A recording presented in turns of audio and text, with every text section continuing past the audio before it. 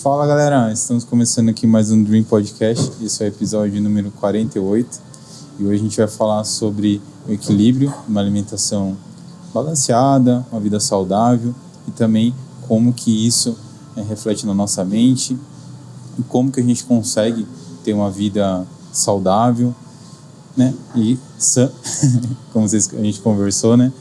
E a gente hoje vai conversar com o hipnoterapeuta Eduardo Almeida. É isso aí, Brunão, incrível estar aqui. Obrigado primeiramente pelo convite. Tenho certeza que essa conversa aqui vai ser incrível e muito produtiva, não só para a gente aqui, mas também para nossa audiência. E conosco está a nossa amiga, a nutricionista Ana Cecília. Obrigada, Bruno. Obrigada, Eduardo, pelo convite. Vai ser um prazer. Eu acho legal, a gente trouxe dois profissionais que super se conversam, né? As suas profissões, né, são opostas em vários sentidos, mas eu acho que você como nutricionista, né, você deve passar por diversas situações assim que as pessoas começam a fazer a dieta, mas tem muitos bloqueios ali que a pessoa burla, dá aquela furadinha ali. E até em momentos assim, dificuldades no dia a dia, um estresse, a pessoa vai lá e come, né, para compensar alguma coisa, né? Eu acho que é muito legal as pessoas entenderem o porquê que elas fazem isso. Foi por isso que a gente convidou vocês. E, Edu, eu acho que eu vou compartilhar com vocês a minha primeira experiência com hipnose, né? Eu acho que de muitos até. Foi através da televisão, né? O olho girando assim. A gente tinha aquele cara que ia na TV, fazia hipnose, fazia o pessoal comer cebola com gosto de maçã, fazia umas... E a hipnose não é isso, né, cara? Eu queria que você explicasse para as pessoas, tirasse essa visão do hipnoterapeuta, que no meu caso foi, de muitas pessoas, foi mais um show ali, né? De algumas habilidades. O que é me explica um pouco melhor para as pessoas o que é o hipnoterapeuta, como que funciona o seu trabalho em si. Perfeito. Bom, Bruno, primeiramente, né, tem uma diferença entre a hipnose e a hipnoterapia, né? A hipnose, de fato, é isso que você falou, né? A grande maioria das pessoas conhece a hipnose de palco, né, em que o hipnólogo vai lá e faz a pessoa imitar uma galinha, né? E geralmente as pessoas acham que aquilo ali é tudo combinado, né? Falar, tudo marmelada. Mas, de fato, não é, né? Não é marmelada, aquilo ali é tudo real, né? Só que existe uma diferença porque a hipnoterapia, ela utiliza a hipnose como uma ferramenta terapêutica, né? Para estar auxiliando no tratamento de diversas questões emocionais. Então, a hipnoterapia, ela faz o quê? Né? Ela vai buscar a causa raiz que está por trás daquilo que você sente hoje, que você vive hoje. Então, como eu costumo falar, é muito mais do que sintomas, né? É sobre a sua história, é sobre como a sua mente aprendeu a viver. Caramba. É muito legal. Inclusive você foi paciente dele, ou é paciente, não sei como é que a gente pode comentar sobre, né? Mas poderia compartilhar um pouco a sua experiência com o Edu, né?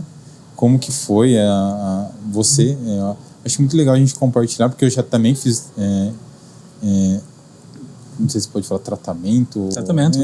Mas eu gostei muito. Então, para mim, a minha visão do que era a hipnose em si mudou, né? Eu tinha essa visão do show ali. Né? Mas explicar para as pessoas que não é isso, né? Exato. Não é. Eu faço já a terapia com psicólogo há alguns anos e parecia que tinha sempre alguma coisa que a minha psicóloga não conseguia chegar e a gente ficava sempre naquela. E até foi ela quem me aconselhou a procurar a hipnoterapia. E eu também não fazia ideia, eu também achava que o olho girava, que eu ficava em transe, que, né, eu falava, nossa, ele vai descobrir os meus segredos mais profundos. Não que ele descobriu, né? Ela não sabe, mas eu sei ler isso, sabe? Mas é muito legal, você fica 100% acordado, você consegue falar não se você quiser, você consegue falar não quero responder isso. Sério? Mas o legal é você se entregar. Se você tá querendo resolver um assunto, você tem que falar tudo que acontecer, tudo que aparece. E é como o Du me explicou quando eu fui procurar. É como se você estivesse num filme, assistindo um filme. Você entra na história, mas se bater uma porta, você escuta e vira, entendeu? Quando você tá assistindo o filme, você tá hipnotizado. E para mim foi muito legal porque eu me descobri, pode parecer clichê, mas eu mudei depois da hipnoterapia, eu sou outra pessoa. Eu posso dizer que eu sou mais alegre, que eu sou mais leve, que eu sou mais despreocupada. E foi muito legal. Caramba. Você fez quantas sessões, você lembra? 3. Três Em uma delas sessões? ele me ensinou a me auto-hipnotizar. Eu já Sério? usei várias vezes. Olha, eu já usei, deu super certo.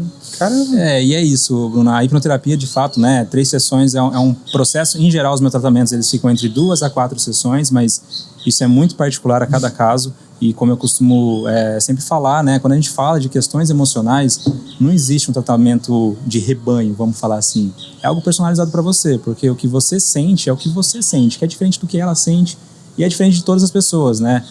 Ansiedades são diferentes, né? A sua ansiedade é incomparável com a de outra pessoa, né?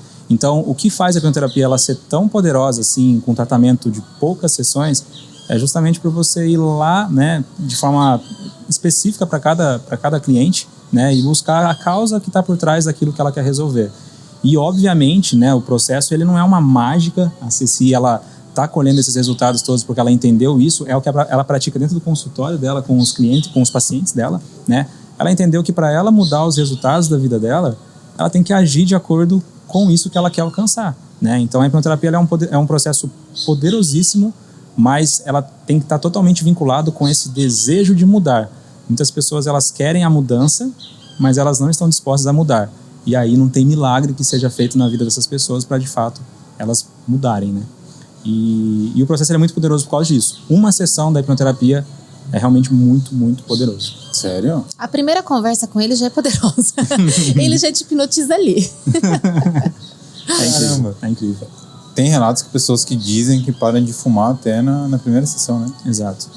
Justamente porque existe uma causa, né? A mente consciente nossa, né? Ela traz justificativas para você fazer o que você faz, Bruno. Se você perguntar hoje para uma pessoa que fuma, né? Por que você fuma? Ela vai falar de forma consciente assim, porque é gostoso, porque eu me sinto bem, me desestressa. Ela vai trazer uma justificativa que não é a realidade que a mente dela tem para ela estar fumando. Existe uma causa subconsciente para isso, né? Então, o que é o legal disso? Se você identifica essa causa e resolve essa causa, é como se você ensinasse para a mente daquela pessoa que, olha, você não precisa mais do cigarro para suprir uma demanda emocional. E aí, se a pessoa de fato quer e está determinada a se livrar desse vício, realmente acontece. Normalmente um vício está atrelado assim, a alguma vivência ruim da pessoa? Muito possivelmente, né? O que eu posso trazer de experiência de consultório, geralmente os vícios estão vinculados a rejeições, né? Sentimento de rejeições que vem desde a infância, né? A maior parte dos nossos traumas estão na primeira infância. Então pode vir desde rejeição, O que seria a primeira infância? até ali por volta dos 8, 10 anos de idade, em que a nossa mente ela ainda não desenvolveu completamente o que a gente chama de fator crítico, que é um filtro que filtra as informações que você recebe. Então uma criança ela é altamente influenciável. Você chegar para uma criança pequena e falar, vai lá e chuta a canela do seu pai. Ela simplesmente vai e às vezes chuta, sem nem se questionar, assim, nossa, é meu pai, eu posso machucar ele. E por que ela faz isso, né? Porque não existe esse filtro, né? Então, nessa fase que a gente recebe muitas informações dos adultos, enquanto a nossa mente ela está aprendendo a forma como ela vai reproduzir ao longo de toda a nossa vida adulta. Isso é até os 8 anos. Por volta dos 8 a 10 anos é quando esse fator crítico ele é totalmente formado. E você é mãe, né? Como que você vê essa fase assim, até os 8 anos? Porque é bem maleável, né? Ali o aprendizado. Como que você vê ali necessário, ou vamos dizer assim, como que você acha que poderia a hipnoterapia numa fase dessa assim da criança? Como que isso poderia ajudar uma criança às vezes tem um distúrbio de alimentação, porque a gente vê que cada vez mais as crianças estão ficando obesas mais cedo, né? Por exemplo, nesse seu caso, uma criança que tem, né, vamos colocar aí nem 8 anos, não tem uma formação, já é obesa, e como é que trata isso? Geralmente o problema vem dos pais. Quando a criança é obesa, a criança ela ainda não tem discernimento e nem maturidade para escolher. Se os pais oferecem para a criança e tapam os olhos na hora da criança escolher e comer, são eles os culpados, vamos dizer assim, porque nenhum pai quer que o filho seja obeso, mas a criança, ela não tem, não parte dela essa questão. Isso é muito da família, da rotina que eles levam. Perfeito. Isso se repete exatamente quando a gente vai tratar uma questão emocional de uma criança. O que é interessante? Quando um pai entra em contato comigo, precisa de ajuda para o meu filho que está passando por uma questão de compulsão alimentar, ou qualquer outra questão. Meu filho é violento, meu filho ele é agressivo, ou enfim, né, ele tem uma ansiedade, uma depressão. Sei lá, 99% dos casos são os pais que precisam do tratamento. Por quê? Quando a gente fala de um adulto, eu entendi o que está errado, eu posso mudar, né? Se algum lugar ali, algum meio onde eu estou convivendo é tóxico para mim, eu simplesmente saio dali. Uma criança, ela não pode fazer isso. Mesma coisa a alimentação. A criança é uma esponja. Exato. Tudo que você faz, o que você tem dentro de casa, a criança toma para ela. A grande maioria das vezes que eu atendo crianças, na verdade, eu estou atendendo os pais das crianças. Porque são eles que vão mudar. Se você me procura querendo emagrecer, eu tento mudar você, Bruno. Então eu falo, olha, Bruno, não adianta você esperar que a tua mãe, que a tua cozinheira, que a tua mulher façam a dieta e te ajudem a fazer a sua dieta, porque quem está fazendo a dieta é você. Agora, se a criança me procura, se a casa inteira não mudar o hábito, não adianta. Não adianta a mãe virar e falar assim pro filho, filho, você vai comer esse prato de arroz, feijão, carne e salada, mas a mamãe vai comer pizza. Porque é você quem tá de dieta, a mamãe não tá. Não vai adiantar. Então, geralmente, quando eu trato uma criança, acaba tendo que mudar a refeição da família inteira, o hábito da família inteira. Você falou de hábito alimentar, né? Para quem não sabe o que é o hábito alimentar, você poderia... Parece uma coisa meio boba, né? Mas o hábito alimentar é tudo que você costuma comer no seu dia a dia. As pessoas, eu estava falando com o Eduardo até, antes da gente começar, que as pessoas usam muito a palavra dieta. Falam assim, eu tô de dieta. Eu odeio isso. Eu odeio falar de dieta. Se as pessoas me procurando dieta, eu falo, eu não dou dieta para ninguém. O que eu ensino é as pessoas comerem. Certo. Porque não existe você não poder comer isso, não existe você não poder comer aquilo. Isso é você... tentar tapar o sol com a peneira. A gente tem que aprender a olhar para todos os alimentos e saber a hora de comer qualquer um deles e saber que você pode comer qualquer um deles. Porque isso gera a compulsão, isso gera ansiedade, isso gera uma maneira de lidar errada com o alimento. E aí são os futuros adultos com problemas com a comida. São aquelas pessoas que vão viver em efeito sanfona, que não vão conseguir emagrecer sozinhas, que vão tomar remédio. E o jeito que você... E isso passa para a criança. Então, são aquelas crianças que já crescem com medo da comida.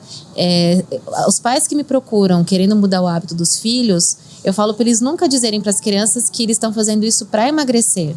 Eles estão fazendo isso para ser saudável. A criança ela não pode ter na cabeça essa coisa de emagrecer, de perder peso, de não ser gordo, entendeu? Tudo isso é bem importante. E vocês acham assim que, por exemplo, assim, uma criança que... Vamos colocar nos dois polos. Ou ela pode ser obesa, ou pode ter até mesmo rejeição para o alimento, não tem o hábito ali de comer. Tem criança que a gente sabe, né? Tem birra. Isso é mais difícil. Isso é mais difícil. Como que você ajuda ali os pais a incentivar um alimento para não ficar no doce, né? No McDonald's, no sorvetinho, né? Que é isso, toda criança, a partir do momento que você der, vira um vício, né? E criar o hábito ali de comer, né? Como que vocês conseguem, no seu caso, ali no trato com os seus pacientes e você, Edu? Primeiramente, dando exemplo. Quem faz as compras da casa é o pai e a mãe. Então, se o pai e a mãe não comprar o doce, não comprar o McDonald's, a criança não vai comer. E foi o que eu falei, o pai e a mãe, eles têm que ter a mesma rotina alimentar da criança. Então, eles têm que todo dia fazer uma mesa de café da manhã, sentar no café da manhã, fazer a criança comer, tem que dar o exemplo. Os grandes problemas de crianças com rejeição à comida, com dificuldade de alimentação, vem desde o pai. Eu questiono, vocês sentam para comer com seus filhos? Não, a gente não tem tempo, porque a vida é muito corrida. Então já começa do fato deles não colocarem a mesa, de não sentar, de deixar a criança com alguém que bote o prato dela sozinho na mesa. Então, por isso que eu te falei que é um problema mais complicado, porque vem assim de um monte de questões, entendeu? E como que, por exemplo assim, uma criança ela tem um hábito ruim, a criança não gosta de sentar na mesa, os pais já identificaram isso. Você coloca a criança lá, a criança, que eu já ouvi histórias assim, a criança debate, e a mãe faz o aviãozinho e faz o que for, porque a criança tá tendo uma briga ali até mesmo interna, né? Porque no outro dia, num dia ela tá lá no quartinho dela, depois no outro dia ela tem que sentar na mesa com os pais, né? Como é que vai fazendo essa progressão assim? Dia a dia. Tem que ter paciência. E tem que ter um pouco de pulso firme também.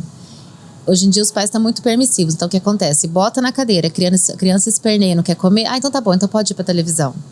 Aí a criança, ela percebe que ela conseguiu dominar a situação. Então ela vai fazer todos os dias a mesma coisa. Mas é difícil. Você tem que ir todo dia insistindo até conseguir.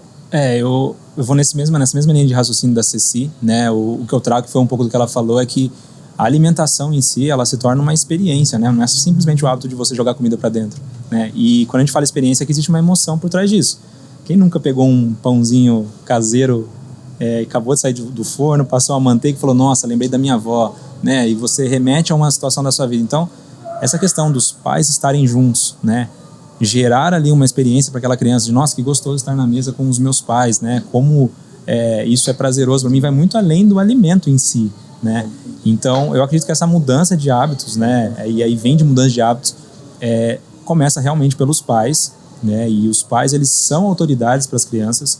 Então, automaticamente, quando ele vê o pai e a mãe fazendo algo, ele tende a repetir aquilo que os pais estão fazendo, isso é natural. Muito do que a gente fala, nossa, olha, é igualzinho o pai, é igualzinho a mãe. Aquilo ali não é simplesmente genética, é questão comportamental mesmo, é de ver copiar. E se espelhar. Exato. As crianças copiam. Então, é uma situação delicada, sim, porque muitas vezes, quando chega num ponto de perceber, né, que, cara, eu preciso fazer alguma coisa para mudar a alimentação do meu filho, que ele já está obeso ou está com uma compulsão por doce, já chegou num padrão de comportamento que, de fato, para você mudar isso agora, vai exigir, sim, tempo. Porque a gente está falando de uma criança que aprendeu a fazer daquele jeito que foi ensinado para ela, né? Então, a melhor forma, eu acho que é os pais mudarem, né, a forma deles educarem aquela criança, a forma deles se alimentarem também, que automaticamente, ao longo do tempo, isso deve mudar também e se refletir na vida da criança, né? E o que os pais não percebem é que eles estão formando o indivíduo. E tudo isso é muito importante para o adulto que essa criança vai ser.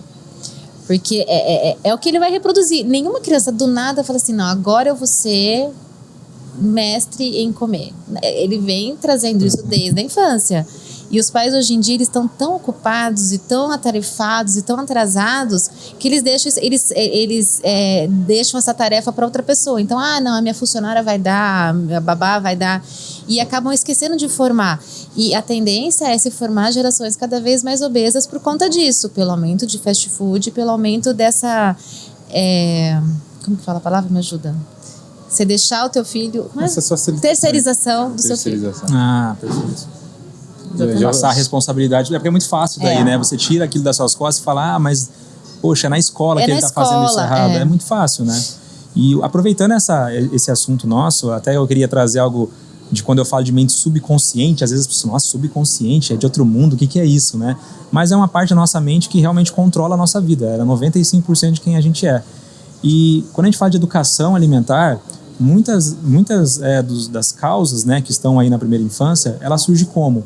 Quando o pai coloca ali pro filho, olha, se você não comer tudo que está no seu prato, você não ganha o doce. Eu não sei se hoje ainda é feito isso, mas era feito comigo, né? E era muito comum. E aí, o que isso pode desenvolver de uma crença naquela criança, né? Que ela é sempre obrigada a comer tudo que está no prato para se sentir satisfeita. E aí, de forma subconsciente, quando ela se torna um adulto, ela precisa comer exatamente tudo que está no prato, porque na cabeça dela é errado, né, o desperdício, mas jogar para dentro sem ter a necessidade não é errado. Ela perde a noção de saciedade. Então, mas aí eu acho que daí a gente cai num assunto bem interessante, porque como que a gente vai saber quando que a criança não está fazendo uma manha que não quer comer e quando que ela está satisfeita? A gente sabe. Toda mãe conhece o filho. Toda criança, ela sabe quando ela está satisfeita. A gente tem que parar de enxergar o prato da criança como se fosse o nosso prato. Cada criança tem um limite. Se você deixar a criança desde o comecinho te indicar quanto é o limite dela, é claro que se ela comer 2 colheradas e falar que não quer mais, você sabe que ela não está satisfeita, que aí é manha. Mas essa questão de você fazer a criança raspar o prato, comer aquilo que você determinou que seria o ideal para ela, é muito errado, porque justamente acontece isso. A criança perde a noção de saciedade e a tendência dela ser um adulto obeso é muito grande. Então, por exemplo, os bebês dão sinal. Quando o bebê, você está dando a papinha para o bebê e ele começa já a virar o rostinho, a passar a mão, isso é sinal de que o bebê não quer mais, que ele está satisfeito. E na grande maioria das vezes, os pais distraem com o celular ou com o bichinho e continuam dando, Aí a criança vai cada vez mais perdendo esse controle e chega uma hora que já não tem mais o que fazer. Mas tem que ser muito pensado e respeitado essa questão da saciedade da criança. Porque aí, eu não sei como que funciona isso fisiologicamente falando, mas quanto mais você dá alimento para a pessoa, mais ela quer comer, né? Sim. Que mexe com a acessibilidade dela em relação à proporção da comida, né? Sim, exatamente. Você já pegou alguma criança, fez algum tratamento? Bruno, na verdade, eu não atendo crianças, eu não trabalho especificamente com crianças, né? O processo de hipnoterapia, ele é também muito poderoso com crianças, mas é um processo muito mais lúdico, né? Que vai envolver, não vai ser tão conversacional, vai ser mais no sentido de você trazer ali, para ela de uma forma lúdica mesmo, brincando com talvez o desenho favorito dela, trabalhar essas questões, né? De forma assim, né? Vamos dizer assim, passando ali, né? Entre linhas do que você quer trabalhar de fato. Então, eu não trabalho especificamente com crianças, né? Mas você atende crianças ou não? Não atendo crianças. Não atendo crianças. A partir de qual idade que você atende? Para indicar. A partir de 13 anos é o que eu costumo falar, porque daí já dá para ter uma conversa, né, vamos dizer assim, madura, mas isso depende muito também dessa maturidade da pessoa, né? Às vezes a gente sabe de crianças de 10 anos que às vezes é extremamente madura para conversar e para ter um diálogo assim, que a gente não precisa usar a forma lúdica do processo, né? Então, em geral, a partir dos 13 anos eu faço esse atendimento. Porque a criança ela não consegue se comunicar tão facilmente como o adulto, né? Sim. A criança é mesmo a parte alimentar, né? Então ela sempre vai procurar o doce, né? Você acha que não é certo dar, né? Todo mundo sabe, principalmente industrializado, sorvete. Mas como que você acha que deve ponderar isso? Bruno, com criança, a mesma história que eu te falei do adulto. Não tem nada que seja proibido e nada que seja que mas a gente qual que é o tem que tirar. equilíbrio? O equilíbrio é a mesma coisa da gente. Você tem que saber dosar. Então, por exemplo, os meus filhos tomam sorvete, os meus filhos comem chocolate, os meus filhos comem McDonald's. Mas o equilíbrio que eu encontro todos os dias eles tomam café da manhã, eles almoçam, eles jantam os alimentos que eu considero saudável para eles, que são os que eles gostam. De sexta-feira à noite eu deixo eles comerem o McDonald's. Para mim é super tranquilo, porque é uma vez na semana que eles comem. Eu deixo eles sim comerem um pedacinho de chocolate todo dia depois do almoço, mas é o pedaço que eu vou lá, eu pego e eu dou na mão deles. Eles não escolhem a quantidade de chocolate que eles querem comer. Então, assim, é a mesma questão do adulto. Se eles tiveram um prato de comida saudável no almoço, eu não vejo por que não dar um pedacinho de chocolate de sobremesa. E eu não tenho na minha casa, por exemplo, refrigerante, que eles nem gostam de tomar, mas eu não tenho para não criar o hábito neles. Sorvete eu compro pontualmente no final de semana, que eu sei que eles gostam, eles tomam, acaba, eu já não compro mais. Então, não precisa excluir, para também você não formar um adulto com medo de comida. Se você ficar botando na cabeça da criança, não pode comer açúcar, porque açúcar não é saudável, porque açúcar engorda, porque açúcar faz mal. Eles vão crescer com medo do açúcar e vão chegar falando, pelo amor de Deus, isso é açúcar, eu não posso comer. Trauma, e não é assim que funciona. Exatamente. Você cria um trauma. O que a gente, igual você falou aqui agora há pouco, né? Dieta, nossa, eu odeio dieta. O que é isso? É um gatilho que já tá na sua mente, porque, quem gosta de dieta? Né? Eu comentei pra minha noiva, eu falei, Marina, eu já agendei minha consulta com a Ceci, tá? Ela falou, não, sério que você vai atrás de dieta? E por que isso, né? Justamente porque as pessoas têm essa visão, né? De caramba, dieta é um negócio restrito, né? E aí vem uma questão muito importante, que quando a gente fala de restrição alimentar, isso daí é né, é um dos gatilhos para iniciar uma compulsão. Exatamente. Porque você restringe tanto, né? Poxa, eu não posso comer, para uma criança mesmo que seja, você não pode comer nada fora da linha, você não pode comer um McDonald's, você não vai poder comer um chocolate. Quando ele tiver a liberdade de fazer as escolhas, ele vai falar, caramba, minha mãe nunca me deixou comer nada dessas coisas. Sim. Agora eu vou querer descontar tudo que eu não pude fazer minha vida inteira.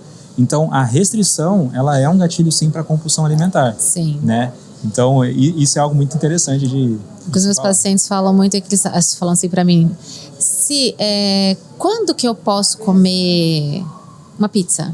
Fala o dia que você quiser. Como como assim o dia que eu quiser? Você tá com vontade de comer pizza? Come a pizza. Você não precisa ter uma coisa assim, não, eu só posso comer pizza no sábado. Porque vai chegar no sábado, você não vai comer 2 pedaços, você vai comer 5. Porque você ficou a semana inteira sonhando com aquela pizza que você ia comer no sábado, entendeu? Então você tá com vontade de comer pizza na terça, pode comer pizza na terça. Ninguém nunca disse que pizza só pode ser comida no sábado. Só que você tem que pensar que se você vai comer na terça, você não pode comer na quarta, na quinta e na sexta. Você vai comer na terça. Na quarta, você vai acordar e vai continuar o seu plano alimentar da mesma maneira. É isso que as pessoas não entendem. As pessoas, elas querem ter um dia do lixo. Aí o que acontece? Ah, não, Bruno, olha, sexta-feira é o teu dia do lixo. Você vai abrir o olho na sexta-feira, você vai querer comer um hambúrguer. Tá guardando, Você né? tá guardando, é aquele o dia. Aí o que poderia ser uma refeição legal, você vai transformar em 5.000 calorias no dia do lixo, entendeu? Aí já era. Aí acabou com tudo. Agora, se você tiver na tua cabeça que você pode comer um rodízio de japonês no dia que você quiser, fica leve, você nem sente tanta vontade. É aquela história. Eu tenho um chocolate na minha geladeira. Eu sei que eu posso comer ele a hora que eu quiser. Eu esqueço de comer. Eu não como, entendeu? É tudo você saber controlar a tua cabeça, saber que você pode a hora que você quiser, que aí a vontade parece que não fica assim tão forte. E isso é o que a gente fala de hábito alimentar, Sim. de fato. Por quê? Porque é natural. Eu comentei pra Ceci antes que o hábito alimentar dela hoje, talvez pra mim, seria uma dieta. Por quê? Porque ela come super bem. Eu não como tão bem quanto ela. Só que pra ela é natural, que ela nem chama de dieta. Por quê? Porque é o dia a dia dela, né? E pra toda mudança que a gente se propõe a fazer na nossa vida, não só na alimentação, mas em tudo, eu costumo dizer que no início é robotizado, né? Você fala, cara, eu preciso mudar, eu tenho um propósito para estar mudando isso na minha vida. Aí você vai controlar, botar até alarme no celular, sei lá, você quer fazer diferente, eu quero começar a praticar esporte, eu vou acordar todo dia cedo e vou. Depois de um tempo, passa a ser automatizado. Então já tá um pouquinho mais tranquilo. Hábito, né? Vira rotina. E aí vira natural, que aí é quando virou o hábito, que já faz parte da sua vida. Não é mais um sofrimento. Não é mais um sofrimento. Eu um tempo pra cá, eu cortei o suplemento. A minha alimentação hoje vem tudo dos alimentos em si. Tipo, eu uso o suplemento em último caso, se eu tô no meio do casamento, não consigo realmente comer, eu vou ficar... Aí eu uso o suplemento. Mas eu vi, assim, que melhorou muito, assim, a minha pele, tudo, sabe? Porque eu ficava muito dependente ali do... O suplemento foi muito banalizado. Eu já cheguei a ponto de atender um paciente que me ligou desesperado e falou assim, Ceci, você tem whey protein aí? Eu falei, não tenho. Por quê? Porque acabou meu whey protein e eu pedi na internet, vai chegar daqui 2 dias e vai acabar com a minha dieta. Eu falei, pelo amor de Deus, não é isso, para, né? Não é assim que funciona. Eu já atendi gente que falou assim pra mim, Ceci, eu não treinei a semana passada porque acabou meu pré-treino. Falei, o que tem a ver uma coisa com... Não, sem meu pré-treino, eu não treino. As pessoas estão muito dependentes de suplemento. Eu, Ceci, não tomo suplemento, eu não gosto de suplemento. Pra mim, suplemento é fundamental pro atleta, mas aquele atleta de ponta, não é aquele atleta de academia que faz musculação. O atleta de ponta, ele precisa muito do suplemento porque ele não consegue comer tudo que ele precisa comer. Agora, eu atendo pessoas que são sedentárias, chegam no meu consultório e falam, Ceci, acabei de entrar na academia, faz 1 mês, eu já comprei whey, creatina, glutamina, BCAA e pré-treino. Eu falo, puta que pariu, cara. Pra que tudo isso? Então as pessoas vinculam muito hoje em dia ser saudável, fazer atividade física com suplemento. Eu cortei porque eu vi, assim, que eu conseguia comer o que era necessário. Vai precisar comer mais, vai precisar comer mais. Mas eu acho muito mais saudável comer... E mais gostoso, né? Que você fica dependente ali do suplemento alimentar. Né? O nome já fala, né? É um suplemento, não vai substituir uma alimentação boa. Né? Acho que é o grande erro das pessoas, né? Sim. Ficarem Eu já fui essa pessoa do pré-treino. Eu lembro do Brunão. Eu já fui essa pessoa do pré-treino. E eu parei com o pré-treino na pandemia, que um dia que na pandemia não podia treinar, né? As academias tudo fechado, e eu só corria, né? Aí um dia eu falei, eu vou tomar esse pré-treino aqui, senão vai vencer, não tô indo treinar, eu vou começar a tomar.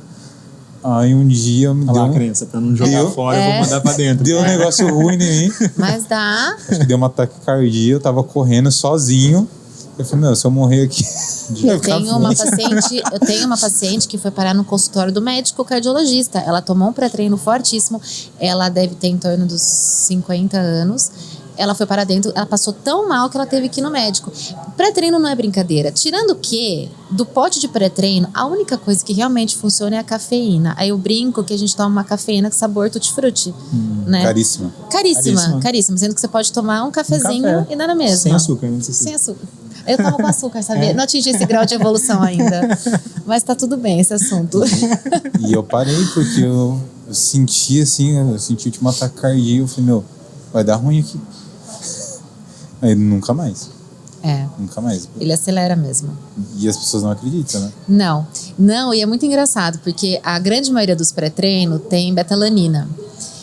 Tem betalanina só para fazer uma graça, porque a betalanina, na quantidade que vem no pré-treino e do jeito que as pessoas tomam, ela não tem efeito nenhum. Eu nunca senti essa coceira. E a betalanina, ela pinica, mas é um efeito colateral da betalanina. E as pessoas acham que aquilo é o barato do pré-treino. É o pump, né? Nossa, eu tô pinicando, deixa eu treinar. Eu falo, cara, isso daí é o efeito colateral do mais vagabundo. Viu? Que nem você falou da glutamina, agora a glutamina realmente ajuda para as pessoas no... É assim, a gente trabalha com evidência científica, Bruno. Então, todo suplemento, a nossa opinião é formada a partir da evidência científica que os estudos comprovaram. A glutamina é um suplemento que tem bastante discordância com relação à eficácia. Então, você ainda não encontra estudos com bastante... evidência de que ela funcione para tudo isso que as pessoas falam, para melhorar a imunidade, para melhorar o intestino. Então, eu, Ceci, não recomendo. Por quê? Eu não tenho base para dizer para você que ela vai funcionar. Por que eu vou fazer você gastar com a glutamina? Aquilo só é um achismo, né? Existem pessoas que dizem que melhorou o intestino, que melhorou a imunidade. Como ela não faz mal, a betalanina, ela é um aminoácido que a gente produz dentro do nosso corpo. O que eu falei? Betalanina. A glutamina é um aminoácido que a gente produz, não faz mal você tomar ela. Então, pessoas que gostam de tomar, tomam. Eu não recomendo, eu não prescrevo para o meu paciente, justamente porque eu não tenho certeza da eficácia dela. Eu não vou fazer ele gastar dinheiro com isso. Eu já vi uns memes na internet. Né? E sabe o que está por trás de tudo essa suplementação? É a questão do efeito placebo, né? Sim. Mas a pessoa está tomando justamente um pré-treino que, sei lá, não tem nada demais ali, né? Ou comprou um suplemento... A gente até brincava, né? Comprou um leitinho ali e tá achando que, né, alguma coisa vai fazer algum efeito. E é justamente o efeito placebo, porque a pessoa tomando aquilo ali, mesmo que não gere nenhum efeito, né? Falando biologicamente falando. O efeito placebo é muito forte. Ela vai lá e às vezes é com, caramba, hoje eu levantei muito mais peso, justamente pelo efeito placebo, né? Que é uma questão mental, né? Que ela acredita que aquilo ali tá trazendo um benefício para ela. É que nem a gente falou do pré-treino, do suplemento. São coisas caras, né, meu? Tipo, convenhamos, né? Não é barato você comprar um pré-treino, uma whey protein hoje, ainda mais baratinha, não é barato, mas...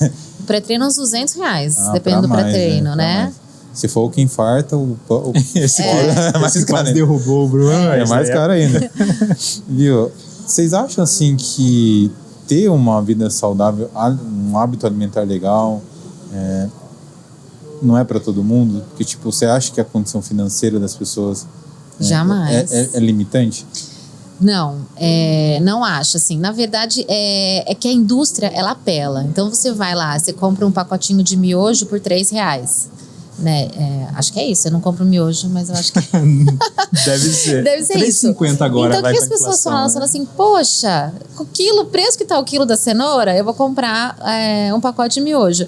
Mas, na verdade, tudo isso envolve o seu senso crítico. Então, você não vai avaliar o quilo da cenoura, que é o que tá mais caro, com o miojo. Você vai atrás de legumes e verduras que estejam mais baratos naquele momento. Mas as pessoas, elas gostam de dar desculpa. Mas, sim, é totalmente possível. Você não precisa gastar para ter uma alimentação saudável.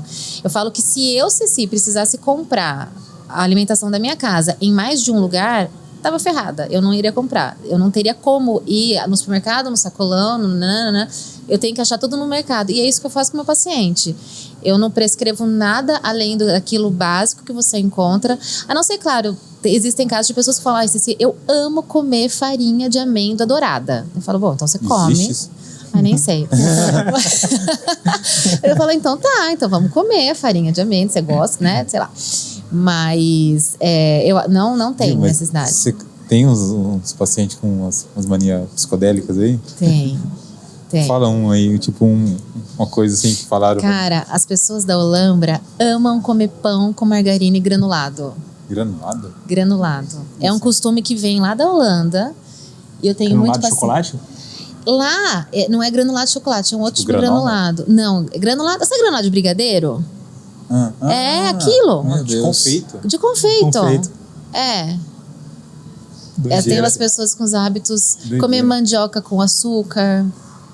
Tem uns hábitos bem interessantes. É que pra eles são hábitos, né? Pra gente é estranho, né? Mas voltamos nos hábitos, né? É algo natural. E é coisa que vem da infância. Essa coisa do pão com a margarina e com granulado é uma coisa de gerações. Eles trouxeram lá dos antecedentes que vieram da Holanda. Então é uma coisa que todo mundo come. Eu fui pra Londrina recente, lá eles tinham um hábito estranho também do açaí com um caldo de cana lá.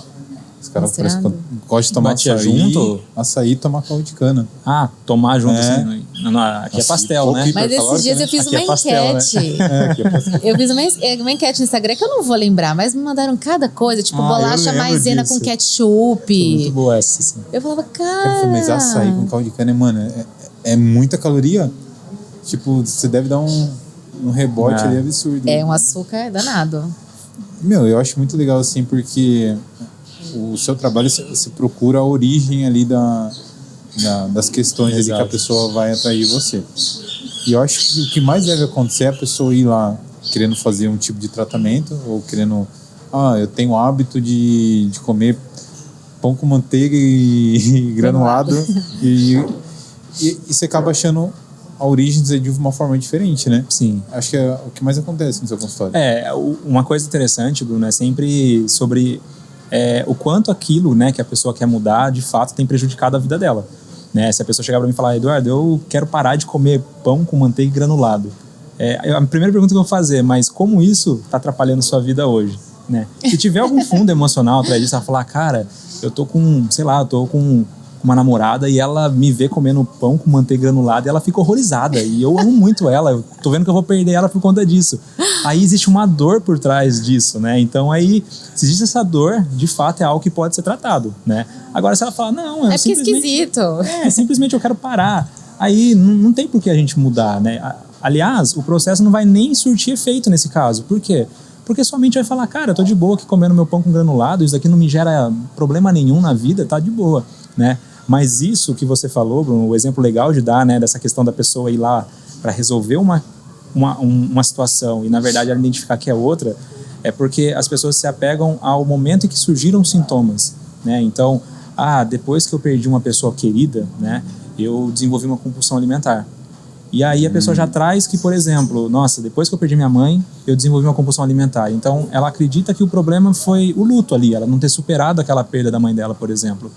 Mas o que eu posso trazer com toda a convicção é que aquilo ali é apenas um evento, como se fosse a gota no copo d'água mesmo, que transborda, que fez os sintomas virem à tona. Mas existem situações, eventos na vida dela muito anteriores a esse, que são de fato o evento causador de tudo isso, de toda essa compulsão que ela está vivendo. Tem como... Eu acho que essa, para quem tá ouvindo, vai ser top, hein? Tem como a pessoa perceber, começar a notar esses maus hábitos? Porque, exemplo assim, quando a pessoa já chega lá no consultório, no seu caso também, se for para emagrecer ou para ganhar massa ou em qualquer sentido, a pessoa ela já percebeu aquilo. Só que aquilo já está há muito tempo. Não percebe, Bruno. Você acha que não? Eu atendo, vou te dar duas situações. As pessoas chegam pra mim e falam assim, Cici, eu não sei por que eu não emagreço. Eu não sei porque eu como bem. Eu como muito bem. Aí você começa a conversar com a pessoa, eu faço uma anamnese, eu faço um recordatório e tal. E aí você vê que não tem nada bem. Que a pessoa, assim, ela come fritura demais, ela toma refrigerante toda refeição, ela passa o dia inteiro sem comer, à noite ela pede um fast food. Na cabeça dela, ela come, as pessoas não enxergam. E isso acontece também no retorno. A pessoa chega e fala assim, Cici, eu fiz tudo que você mandou, mas não deu certo. Falei, mas então alguma coisa de errado não está certo, vamos pensar. Aí eu começo a conversar com a pessoa. Tô avaliando, ela fala assim, e como é que foi tal situação? Então, sabe o que aconteceu? Durante 2 semanas, eu almocei fora. Aí eu comi em restaurante, aí tinha pastel, eu adoro pastel, eu comia pastel, aí eu comprava um sorvete de sobremesa. Então tá bom. Então, sabe o que aconteceu também? Eu não treinei. Então a pessoa ela chega pra mim convicta de que ela fez tudo certo. A hora que eu começo a conversar, a pessoa começa a lembrar entendeu? Tem muito paciente que eu preciso pedir para fazer um diário alimentar, porque a pessoa não percebe. Então eu falo, olha, fulano, você vai fazer durante uma semana, desde a hora que você acorda, da hora que você vai dormir, você vai anotar cada bala que você colocar na boca, cada café. O café... Com você? Não. O café é uma coisa muito interessante, que às vezes as pessoas tomam 10 cafés no dia com açúcar e elas não percebem. E o açúcar acaba influenciando. Então, você anotando, a hora que elas me entregam, elas falam assim, nem eu sabia que eu comia tanta coisa. Porque você come e não percebe. Isso daí, Bruno, é o piloto automático, que a gente muitas vezes vive no dia a dia e né, para quem não sabe, é um estado natural da nossa mente, que é a tal da hipnose. Quando você está indo embora para sua casa do seu trabalho, você chega em casa, você nem lembra o caminho que você fez, você nem percebeu, né? Aquilo ali é sua mente no estado de hipnose. E ninguém, não precisou de um hipnoterapeuta, um hipnólogo lá para te hipnotizar. Então, esse estado do piloto automático, a pessoa nem se toca, ela está fazendo tudo errado na alimentação dela, simplesmente por que ela não nota? Porque é o hábito, é o dia a dia dela. Ela não para contar, nossa, estou tomando 10 cafés com açúcar, isso no final do dia são 10 colheradas de açúcar, né? É o piloto automático. Então, mas aí, essa foi a minha pergunta para você. Como que a pessoa consegue, às vezes, perceber? E essa dica que você deu do anotar topzera, mas se não for alimentar, como é que a pessoa consegue começar a notar Perfeito. que ela está se burlando ali em outras áreas da vida dela? Tem uma frase que eu acho que você deve ter escutado, que fala assim, para você enxergar a ilha, você precisa sair da ilha, né? E é justamente você, ou uma pessoa, assim como a Ceci, né? No caso, essa cliente, ela pode falar, olha, tá vendo que aqui você não está seguindo exatamente como era para ter sido feito? Então, uma pessoa de fora, com uma visão mais ampla da situação, às vezes ela consegue mostrar para você coisas que é o ponto cego, né? Que a gente fala do ponto cego. Isso é muito falado no empreendedorismo, né? Caramba, o que aquela pessoa enxergou que o negócio dela cresceu e o meu não? É o ponto cego. Ela viu alguma coisa que você não está vendo. E dentro, assim, na questão do autoconhecimento, né? Você pode começar a identificar essas questões que estão por algum motivo te bloqueando, te travando, que impedem que você mude alguma coisa na sua vida, né? Isso daí é muito legal a gente falar de crenças. Crenças é tudo aquilo que você leva para você como uma verdade, né? A gente falou aqui sobre crenças partindo para a questão alimentar. Eu não posso deixar resto de comida no prato porque isso é errado, né? O desperdício é errado. Isso é uma crença que às vezes você não sabe o porquê que você raspa o prato mesmo quando você não está com mais fome. E aí quando você começa a entender essas crenças, né? Dentro do processo da hipnoterapia a gente consegue trabalhar isso. Automaticamente você identificando algumas crenças abre a sua mente para você começar a reparar em todas as outras atitudes, os seus hábitos e identificar novas crenças. E aí tem duas formas de mudar. A mais rápida delas é dentro do processo da hipnoterapia, né, fazendo a reprogramação subconsciente, e a outra forma de mudar é por repetição. Então tudo que você repete contínuas vezes na sua vida tende a gerar uma programação subconsciente e chega no momento que aquilo é natural. Então são esses dois caminhos para você fazer uma mudança de fato em uma programação subconsciente.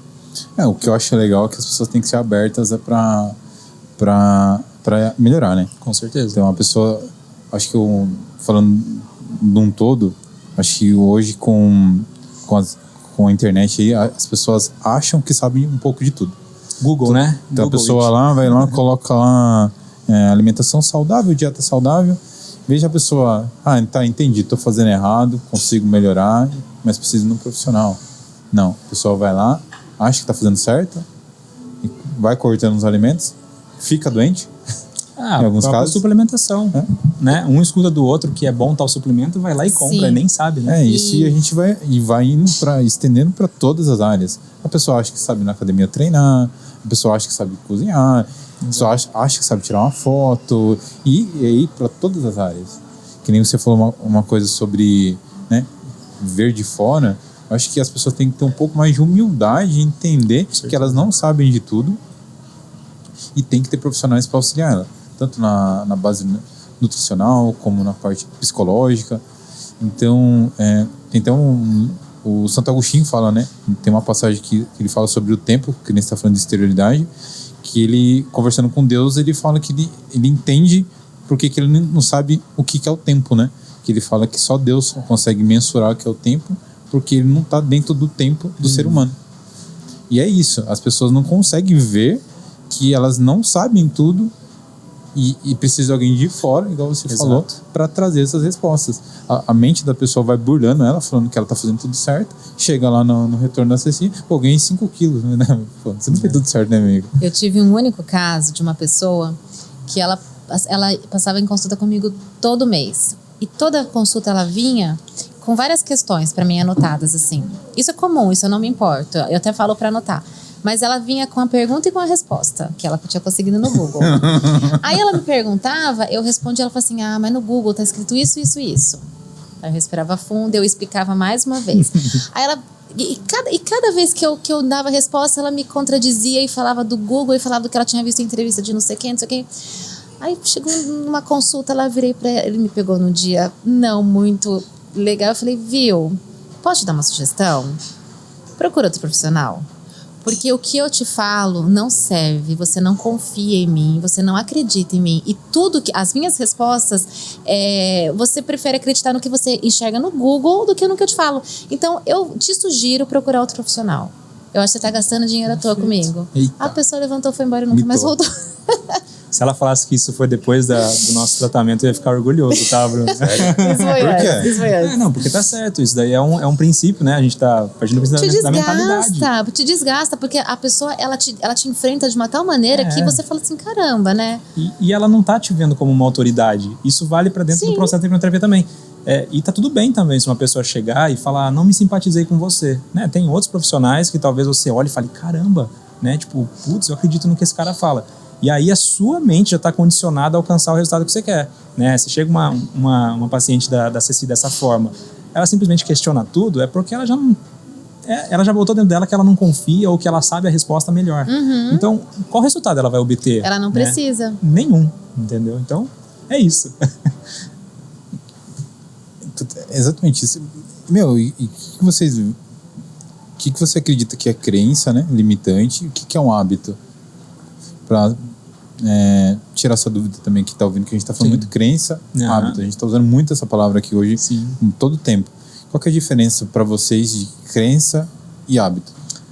Eu acredito que a crença, Bruno, é tudo aquilo que você leva como uma verdade absoluta para você, tá? A gente pode partir desde as crenças religiosas, né, como no dia a dia. Crenças financeiras é uma das crenças que eu mais identifico, né? Pessoas que não têm, por exemplo, elas entendem que não todo dinheiro que vem fácil vai fácil, por exemplo. Então, se você conquista alguma coisa que você trabalhou muito, né, e conquistou esse dinheiro, aquilo ali é um dinheiro totalmente, merecido. A partir do momento que talvez você use sua parte intelectual para conquistar alguma coisa e aquilo ali não te gerou tanto esforço físico, mas intelectual, né, não foi tão desgastante, a sua mente entende, por exemplo, que aquele dinheiro ali não é merecido. Então, a sua mente vai dar algum jeito, algum caminho de você simplesmente, dar um fim naquilo ali que você ganhou. Então, isso é uma das crenças que eu mais identifico nas pessoas, crenças de não merecimento, né? Que é justamente a pessoa não se permitir, né, olhar para dentro dela e entender, por que eu acho que café é mais gostoso do que chá, né? O que pode ter no chá, por exemplo, que eu não provei e talvez seja legal? Então, a crença é tudo que te limita a não olhar de um outro ponto de vista, tá? Então, você simplesmente olha do jeito que você acredita e você não... Às vezes nem aceita olhar do jeito que você se enxerga as coisas. Fala, não, o jeito que ela enxerga tá errado. O meu jeito é o certo. As crenças fazem a gente ficar totalmente alienados, tá, das informações e do que de informação pode ter no mundo. O hábito já é alguma coisa que você faz porque você entendeu A importância daquilo. Os benefícios daquilo, e é uma escolha, né? É diferente de você ser totalmente alienado e falar que isso é certo. Você tem essa e essa opção e você escolheu essa porque para você é que te serve. Isso para mim é o hábito. Essa história da crença financeira que você falou, de tudo que vem fácil, vai fácil, você falou coisas que você faz de acordo com a sua inteligência, você não dá valor, e isso as pessoas acabam atribuindo ao outro também. Então eles chegam e falam assim, nossa, mas a sua consulta custa tanto e você só vai me dizer o que comer? Exato. Só. Né? Elas esquecem que teve um estudo, teve um investimento nisso, então elas valorizam muito mais pagar um valor X por uma roupa que elas vão usar. Não, mas essa roupa eu vou conseguir usar nessa e nessa situação. Eu não vou pagar esse valor para ir numa consulta que ela só vai me falar o que fazer. Entendeu? Exato. Eu gostaria de fazer uma pergunta para vocês. Mas antes, eu vou passar um recadinho aqui pra galera. Eu vou convidar vocês que estão assistindo a gente agora, a curtir, né, nosso podcast aqui no YouTube. Se você tá gostando muito, compartilhe esse programa com os seus amigos, no grupo do WhatsApp, no grupo da família. Manda para todo mundo aí. E se inscreve no nosso canal, eu acho muito importante. É uma forma de você estar apoiando o podcast. A gente está trazendo cada vez mais pessoas com assuntos diferentes, falando sobre coisas muito relevantes.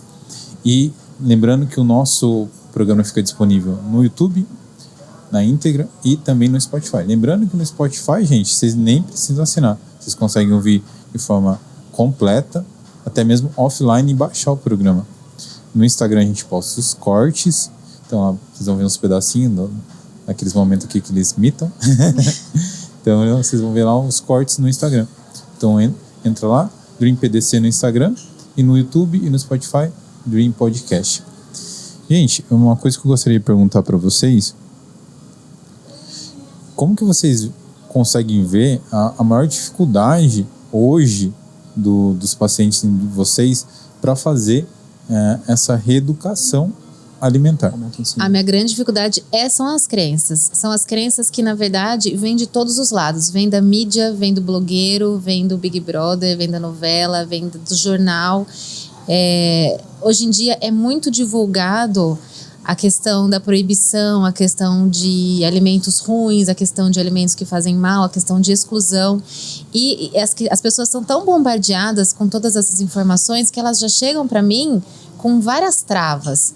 E como eu tenho um jeito específico de trabalhar, que é tentar destravar cada uma dessas travas, eu encontro muita resistência de muitas pessoas. Então, a hora que as pessoas chegam pra mim e falam assim: olha, se eu não como pão, porque o pão engorda, eu vou lá e coloco 3 pães franceses na dieta dela. Só pra ela entender que não é o pão que vai fazer ela engordar, entendeu? Então, essa acaba sendo a parte mais difícil. Eu tirar da cabeça dela que esse é o problema. Ou então que ela vem de um outro profissional. Olha, o meu endócrino falou pra mim pra eu cortar o leite porque o leite faz mal. Aí eu falo: tudo bem, você tem intolerância? Não. Você tem alergia? Não. Você sente alguma coisa quando você toma leite? Não, eu adoro leite, então você vai tomar leite. Mas o meu endócrino falou, eu falei: mas eu tô te falando que você vai tomar leite. Porque o teu endócrino, ele tá baseado no que ele acha, no que ele estudou. Mas eu tô baseando em você. No que você tá me falando, eu tô tendo um olhar clínico no meu paciente. Então, assim, você sente prazer em tomar leite? Sim, eu amo leite. Você sente alguma coisa? Você tem espinha, você tem diarreia, você tem intestino preso? Não tenho nada. Eu falei: então tomo leite. Então, essa é a parte mais difícil, eu lutar contra tudo pra fazer meu paciente acreditar naquilo que eu tô falando. Cara, eu sofri com esse negócio do leite, hein? Eu descobri da pior forma. Eu cheguei no ponto crítico, eu nunca imaginava. Você tem problema com leite? Tem. Mas você sabe que você tem, você sente, sim, né? Mas, tipo assim, o meu tinha todos os sinais possíveis que uma pessoa que é intolerante à lactose poderia dar. Tipo assim, você fazia o checklist lá, né?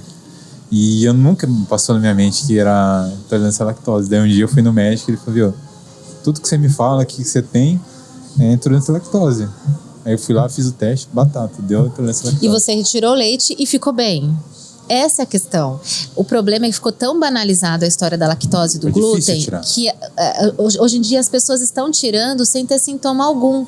Isso que não pode. Então, se você percebe que você tem um desconforto com o leite, você tem mais é que tirar o leite. Agora, se eu não tenho nada, se eu não sinto nada, por que eu vou tirar? Eu não gosto de leite, beleza, você não precisa tomar, você não gosta. Agora, eu amo leite, eu vou tirar porque as pessoas me falaram que ele faz mal, aí é complicado. Ah, não, aí é um achismo, né?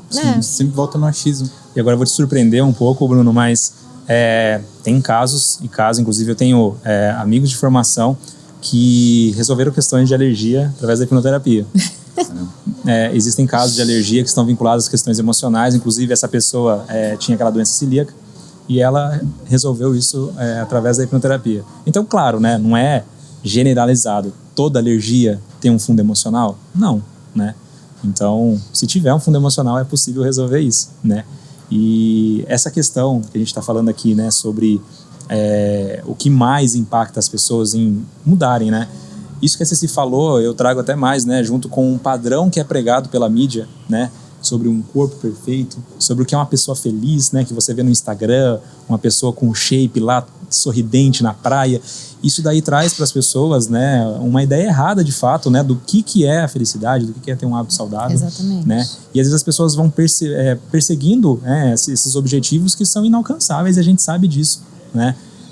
Tem pessoas que alcançam, mas enfim, né, às vezes não é nem saudável muitas vezes para a pessoa alcançar algo assim, né? Uhum. E então tudo isso vem sendo reforçado cada vez mais, né? E o que eu identifico que dentro do processo que eu trabalho, que às vezes é a maior dificuldade, né, uma vez que o resultado do meu processo depende também do meu cliente, é a pessoa entender, né, de fato, que ela está fazendo aquilo por ela e para o bem-estar dela.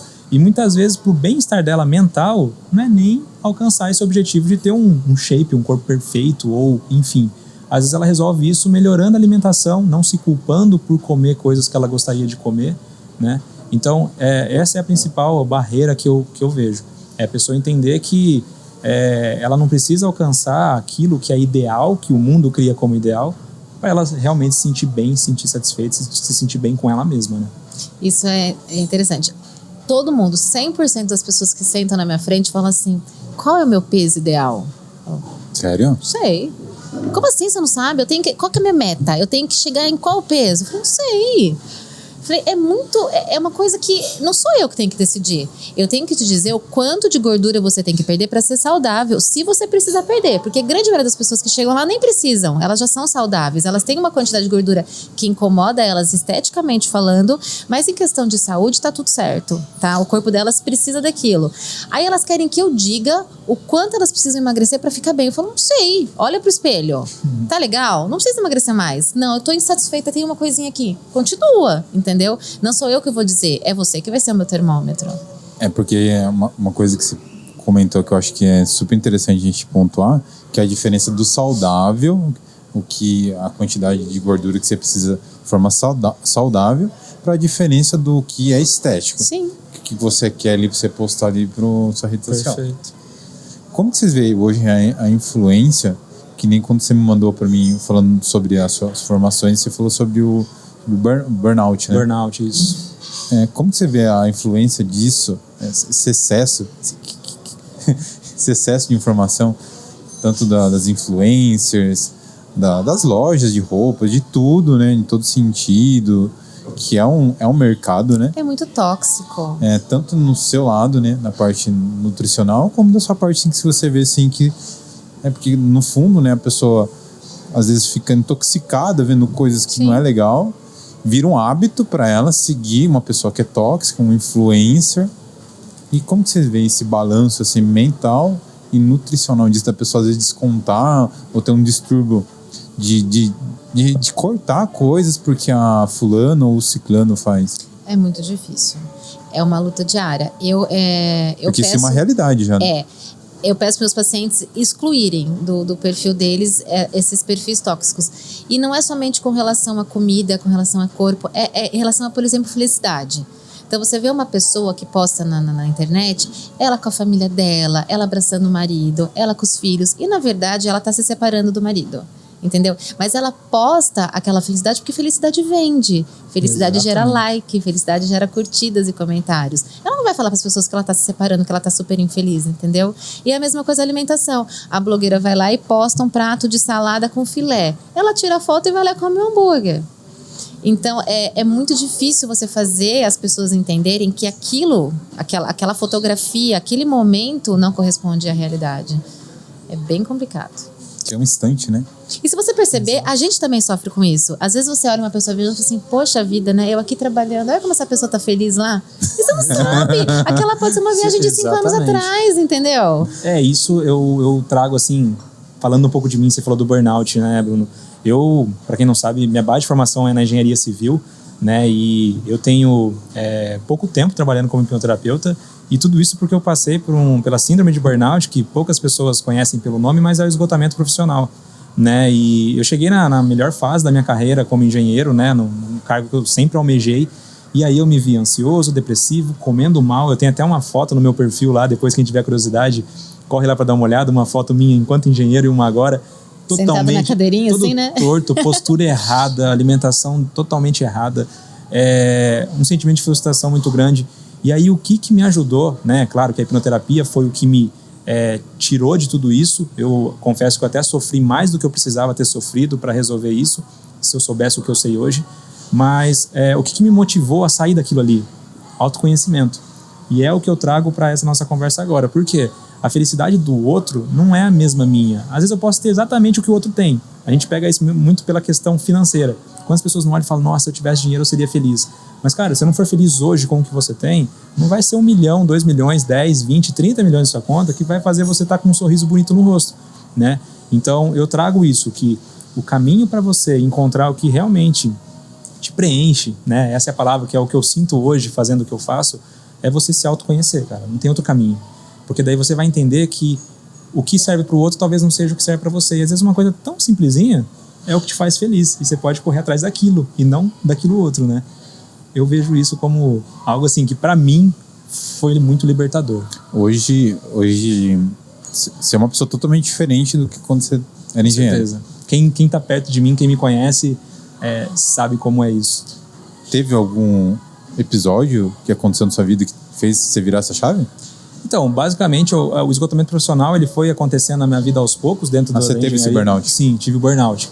Então, assim, é um negócio muito curioso porque é o que eu falei, eu estudei tantos anos para chegar ali. E aí, uma coisa que eu trago hoje para mim é que a gente se prepara tanto tecnicamente para assumir cargos, para alcançar coisas na vida, e a gente esquece da parte emocional.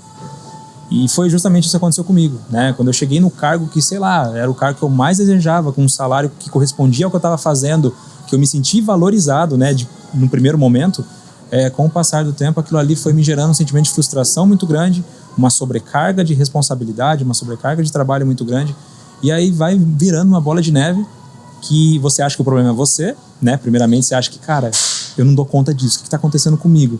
E aí depois essa bola de neve vai crescendo até você perceber que, na verdade, está tudo errado ali. E aí, naquele momento, você já está com um vazio interno, que era o que eu sentia, né? No momento que eu estava no meu melhor cargo da vida, eu senti um vazio gigante, uma frustração gigante profissional, né? E aí, através da hipnoterapia, me ajudou. Vários processos que eu trabalhei para quebra de crenças, para guardar meu diploma mesmo de engenheiro ali na gaveta, né? E fazer minha transição de carreira. Hoje eu me dedico 100% à hipnoterapia, a ajudar pessoas não que só estão passando pela síndrome de burnout, como outras questões emocionais. E o estalo mesmo para fazer essa mudança foi eu entender que eu vivendo aquilo ali que eu estava vivendo, que não era o meu próprio sonho, era o sonho de outras pessoas, não ia nunca me fazer feliz, não ia nunca fazer eu me sentir preenchido como eu me sinto hoje, né? Mas aí, exemplo assim, a pessoa tem uma meta na vida dela de alcançar um objetivo. Perfeito. No seu caso era um cargo numa empresa X, ganhar um valor X. Um exemplo no seu caso pode ser ter sua clínica e etc.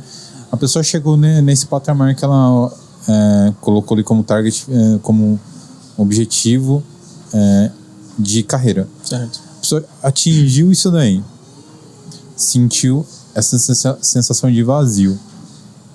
O que vocês identificam em uma situação dessa? O que você acha que está errado ali no propósito da vida dessa pessoa? O que eu acho que está errado é que a pessoa, ela deposita a esperança de felicidade dela naquilo. Então ela fala assim, olha, eu não sou feliz, mas eu vou ficar feliz quando eu conquistar aquela posição, quando conseguir aquele cargo, naquele dia eu vou ser feliz. Só que isso não acontece. A felicidade é uma coisa muito mais complexa. Então não é chegando lá que você vai ficar feliz. A hora que você chega lá, você fala, puta que pariu, eu não tô feliz. Olha que droga, não era isso que eu queria. E aí ela já se frustra, ela já acha que não era aquilo que ela queria. Na verdade, aquilo era uma coisa que ela queria, mas ela não vai atingir a felicidade ali naquele momento, entendeu? Então eu acho que... E olha só, né? Até eu posso contar um pouco mais detalhado isso depois também. Eu já conto isso lá no meu Instagram também, Bruno. Mas dentro do processo, o que eu identifiquei, cara?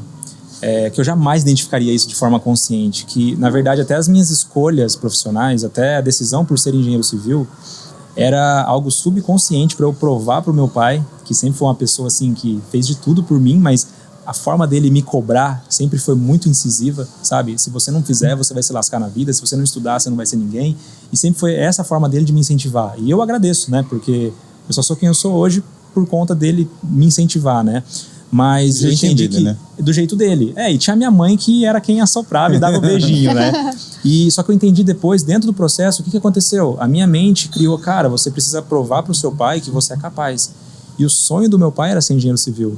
Meu pai é bancário aposentado. E ele falou isso para mim uma vez quando eu era criança, eu nem sei quantos anos eu tinha. E aí o que minha mente pegou e falou, cara, sabe como você vai provar para o seu pai que você é bom? Se formando e sendo engenheiro civil, que é o que ele queria ser. E aí, depois de tanto tempo que eu fui entender que até aquilo que eu estava vivendo não eram os meus sonhos, não era para mim que eu fazia o que eu estava fazendo. Era para provar para alguém que eu era bom, né? Que é uma pessoa muito importante para mim, que é o meu pai. Então, é muito doido, porque eu jamais identificaria isso de forma consciente. Que dia que eu sentaria olhando para o céu, né? E falaria, cara, será que eu não estou fazendo isso para provar para o meu pai? Então, é esse tipo de autoconhecimento, né? Que o processo da hipnoterapia, ou melhor, o processo da mente mesmo, subconsciente, nos possibilita identificar. E aí, quando você identifica isso, aí caberia a mim, né? Mudar ou não. Eu poderia não ter mudado também. Poderia ter ficado na engenharia, né? Eu estaria feliz hoje? Não sei. Mas o que eu posso dizer é que fazendo a decisão que eu fiz, hoje eu estou muito feliz, né? E é isso. Tu já passou por isso? Olha, eu me formei em nutrição em 2007. E eu tinha pânico de trabalhar com a nutrição. Sério? E aí eu não queria atender gente. Eu tinha medo de lidar com pessoas, não sei. E aí eu comecei a trabalhar, eu passei no concurso do SESI e comecei a trabalhar na cozinha.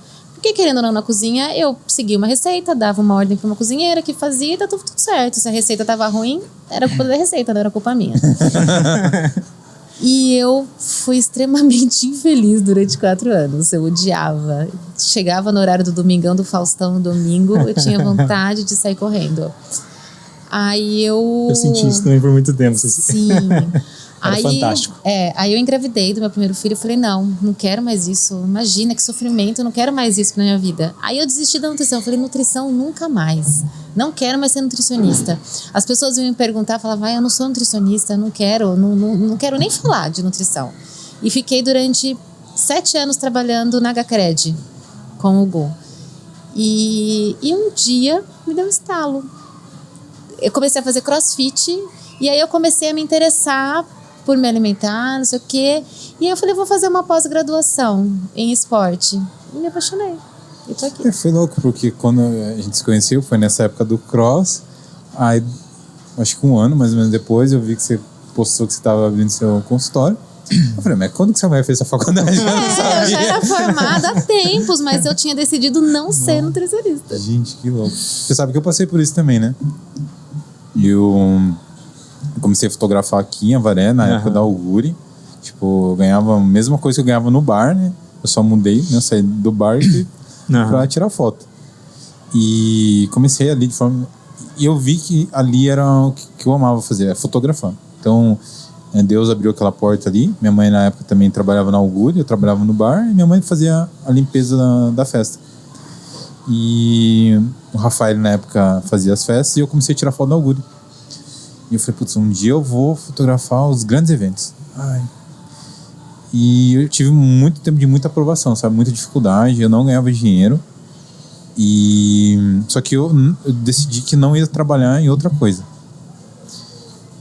E quando eu entrei para uma agência grande e eu cheguei na onde eu queria, eu tive essa sensação, no meio de um evento. Um dos maiores eventos que eu fiz na minha vida, responsabilidade pesada. E eu falei, meu, isso aqui não é o que eu quero o resto da minha vida. Foi uma coisa muito louca. No dia seguinte eu entreguei o material, as fotos, e na segunda-feira, que a festa foi no sábado, no domingo entreguei as fotos, na segunda-feira eu decidi mudar minha vida. Decidi dar atenção a fazer fotos para casamento. Ali depois aconteceu várias coisas na minha vida que me fez, tipo, não é isso mesmo. No mesmo ano, tipo, alguns meses depois, eu entrei, teve a primeira edição do Projeto Por Amor, primeiro projeto solidário que eu fiz parte, coisa que nunca passava na minha mente, fazer parte de uma coisa dessa, um projeto social. Então, a minha vida mudou tudo ali. Quando eu também atingi, porque eu depositei toda a minha felicidade, que nem você falou, numa posição, num cargo profissional. Sim. E que nem você falou, que nem a felicidade é muito mais que só uma coisa. E ali aquela coisa que eu atingi, que era o ápice da minha carreira, não era o suficiente pra mim. E Bruno, tem uma questão que vocês todos sentiram isso, é um processo, né? Isso vai acontecer, né, na vida de todo mundo, em alguma fase da vida, e cada um tem o seu tempo para passar por isso. Eu fico até feliz que aconteceu isso comigo, né? Tipo, eu tenho bastante tempo para ainda me dedicar a isso que eu tô fazendo hoje. E vocês sabem o quanto de medos que surgem, né? Eu digo isso por mim, foi muito difícil, eu tive que romper várias crenças minhas, né? De chegar lá no meu trabalho, que era, como eu falei, né? Algo que eu alcancei o melhor ali que eu já estava, no meu melhor salário até então, e pedir demissão, mesmo sem saber. Eu jamais imaginei que eu ia trabalhar como hipnoterapeuta. Nessa época eu saí de lá, eu falei, cara, eu vou voltar para Avaré agora e vou abrir minha consultora, né?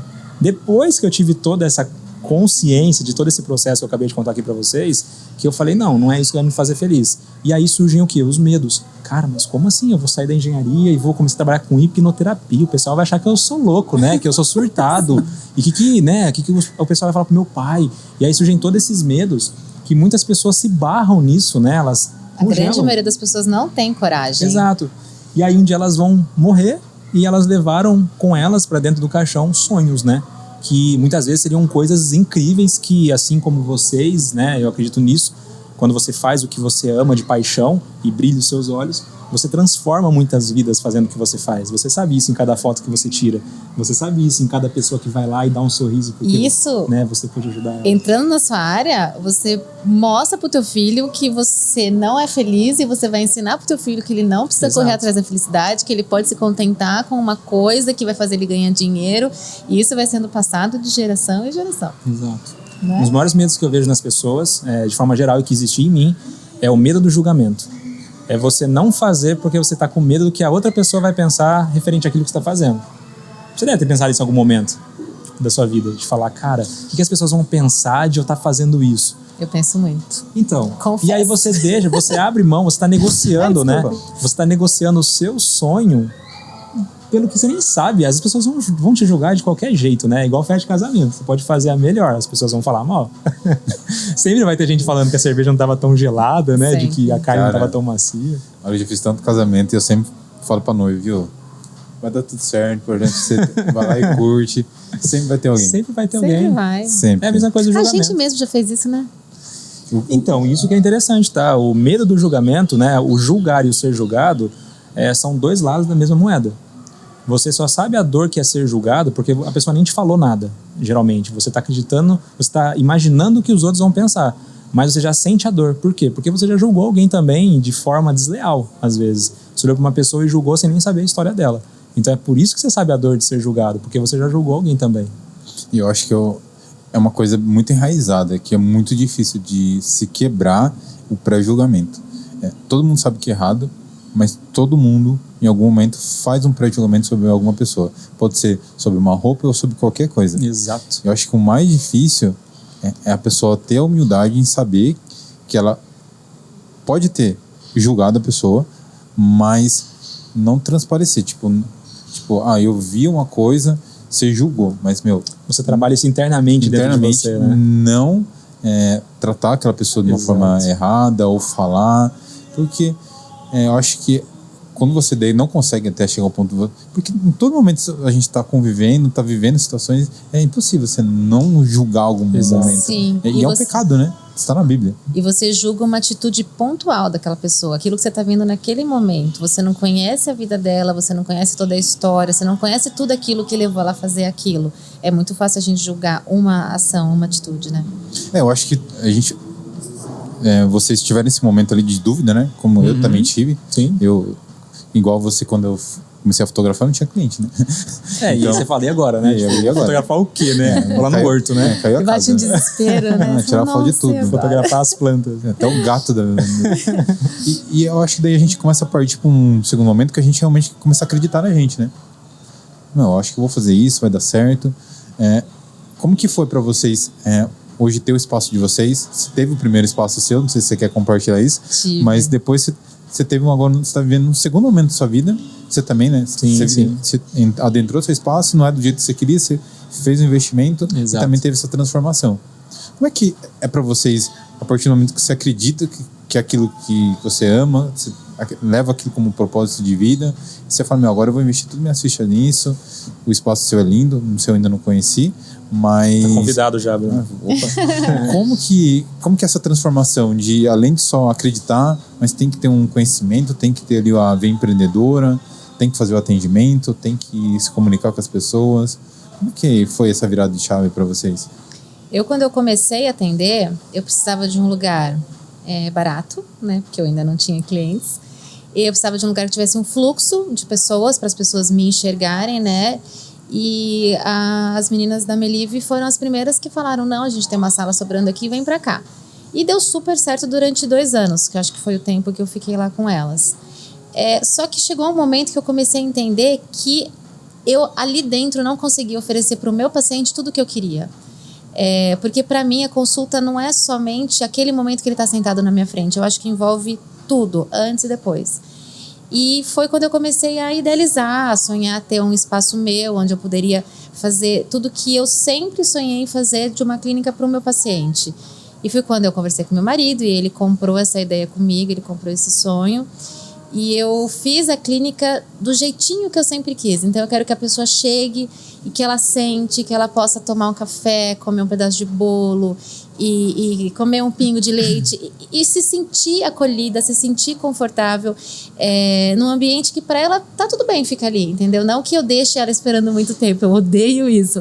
Mas eu acho que, por exemplo, eu tenho muitos pacientes que saem direto do trabalho e vêm para minha clínica e chegavam quando eu atendia em outro lugar e falavam, nossa, eu tô com tanta fome, eu não consegui comer ainda. Então eu quero oferecer alguma coisa para eles comerem, para eles matarem a fome. Ou então saem do meu consultório e vão direto treinar. Eu quero oferecer uma coisa que eles possam comer para sair de lá e treinar. Então era tudo isso que eu sonhava e hoje em dia eu consegui... Não é whey protein, é um torrone. E eu consegui e eu queria também trabalhar com pessoas que agregassem no meu serviço, pessoas que eu pudesse confiar no trabalho deles. E foi quando eu convidei o Rod e a Danila, que para mim são profissionais sim excelentes e capacitadíssimos, que fazem com tanta paixão o que eles fazem como eu faço. É muito legal. Eu super indico, né? Cara, e pra você, como é que foi isso, a decisão? Eu confesso que pra mim foi bem desafiador no início, porque, né, onde eu ia encontrar uma sala para hipnoterapia, né? As pessoas nem sabiam que era hipnoterapia. Eu sempre falo, né, que você trabalha com o quê? A hipnoterapia. Hipno o quê? As pessoas falam, né? Que é isso, Trava-língua. né? Elas já falam, aquele negócio de hipnose lá e de comer cebola, é sempre assim. Mas era um desafio mesmo, porque eu falei, cara, onde que eu vou encontrar, né, vários amigos de formação, eles tinham coworking em cidades maiores, né, para poder pegar salas assim para alugar por horário e tal. E eu sabia que eu não ia encontrar algo assim tão específico aqui em Avaré. E eu fiz uma procura pela cidade toda. Eu confesso que encontrei algumas barreiras, tá, por ser hipnoterapia, é muito novo e às vezes as pessoas julgam sem nem conhecer o processo. E aí, né, em todo esse desafio eu falei, bom, não é isso que vai me parar, né, de fazer o que eu me propus a fazer. E então eu encontrei a Clínica Dios, que é onde eu tô hoje, né? Que é ali na Domiciano Santana 453. Eu convido todos a conhecerem, tem excelentes profissionais lá. E enfim, eu comecei a trabalhar ali em algumas salas internas, né? E a clínica é uma clínica nova, então tá tudo muito lindo lá dentro, só que as salas internas também não estavam atendendo aquilo que eu queria gerar para os meus clientes, que é o quê? É uma experiência. Eu queria que a pessoa entrasse ali e se sentisse em casa, sabe? Super confortável, que ela pudesse ter ali um conforto diferenciado mesmo que ela sempre encontrou, né? E é o que eu busco entregar desde o WhatsApp mesmo. Você se sabe disso, né, Ceci? Desde a primeira conversa ali, realmente trazer uma experiência diferenciada. E aí eu consegui uma sala ali que ainda estava por ser reformada, né? Não era uma sala que já estava pronta. E aí eu consegui ali reformar toda aquela sala e fazer um espaço específico mesmo para hipnoterapia. Então é uma sala muito confortável, muito agradável, com 2 ambientes, um para conversa, né, para análise de caso e ali para antes da gente iniciar alguma sessão, e a parte da poltrona, né, quem não sabe a sessão é executada com o cliente ali numa poltrona. Então a parte da poltrona, que é um ambiente super agradável, né, super acolhedor, e além de eu gerar essa experiência para o meu cliente, que isso eu acho que é essencial, né, para mim é uma satisfação muito grande estar lá. É o que eu falo, às vezes eu vou lá e eu fico lá, tranquilo, termino um atendimento e vou fazendo outras coisas e não dá vontade de ir embora, simplesmente por estar lá mesmo, por ser um ambiente tão acolhedor. E sabendo que eu já experienciei, né, tanto a engenharia como outras situações que não foram tão prazerosas, eu confesso, é muito agradável hoje estar ali dentro, né, fazendo algo que eu gosto, que eu amo, e sabendo que as pessoas que vão lá também, elas se sentem muito confortáveis ali, né? Então, foi romper todos esses desafios, todos esses medos, mas é o que eu falo, às vezes tirar a gente da zona de conforto é o que faz a gente dar esses passos que às vezes a gente demoraria 5, 10 anos para talvez dar, né? E eu tô colhendo frutos por ter feito essas decisões. E outra, vocês também estarem ali, né, no espaço de vocês, que vocês pensaram cada detalhezinho, isso faz muita diferença, né? É uma delícia. Eu tô passando por isso agora, com o meu estúdio, então você vê ali que você pensa em tudo, né? Exato. Você pensa em cada detalhezinho, então isso é muito prazeroso. Já né? é a realização de um sonho, né, Bruno? Quando você vai vendo ali, você fala, cara, né, tipo, quando eu... Olha onde eu cheguei. Exato. E não tem satisfação maior do que essa, né? Vou passar um último recadinho, porque a última pergunta que eu gostaria de fazer para vocês, qual foi as maiores barreiras que vocês sofreram, né? De preconceito, de tá abrindo um negócio novo, tá abrindo sua clínica depois de muito tempo, né? Eu acho que é uma coisa que eu acho que é legal vocês comentarem. E agora eu vou falar do nosso patrocinador. Para você que também tem a vontade de abrir sua clínica, abrir seu espaço, seu estúdio, tá fazendo essa transformação de vida também, de carreira. Quero agradecer a HCred, nosso patrocinador. Inclusive, a Ceci pode falar com propriedade, né? Sobre a HCred, sempre um trava-língua para mim. E então eu quero agradecer a HCred, nosso patrocinador, que nos ajuda a produzir nosso podcast, todo o programa é feito com muito carinho para vocês, então eu quero fazer um agradecimento muito grande. Vai aparecer o @ deles aqui, o site, e lá vocês têm uma linha de crédito, né, que pode auxiliar vocês a tirar o sonho de vocês do papel e você com seu CNPJ abrir sua clínica e alavancar seu sonho. Se você já tiver sua clínica também tem uma linha de crédito lá que pode te auxiliar no seu fluxo de caixa, né? Então é uma dica aí para vocês, HCred. Gente, como que foi para vocês superarem essas barreiras de preconceito, de julgamento, porque você abriu uma clínica, né, um espaço no seu consultório, numa coisa assim que é novo, principalmente em uma cidade pequena, e para você, né, tanto tempo sem atuar, sofrendo essa luta, né, vamos dizer assim, até mesmo de atender as pessoas, né? Você tinha essa barreira. Como é que foi para vocês isso, superar esses bloqueios? Bruno, eu vejo que todas as barreiras, né, que surgem, na verdade, a maior parte delas são imaginárias, né?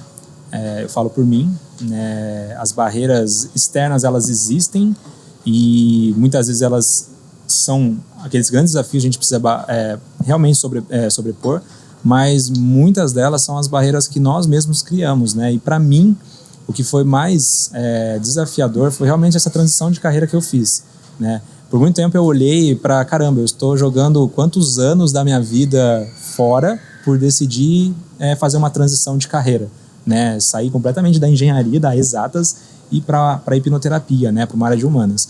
Então, para mim, por muito tempo foi desafiador abrir mão disso, até eu entender que, na verdade, eu só estou aqui hoje falando o que eu estou falando com vocês, tendo essa conversa, por tudo que eu construí ao longo desses 30 anos de vida. Então, são sempre tijolinhos, né, que a gente vai vivendo experiências, enfim.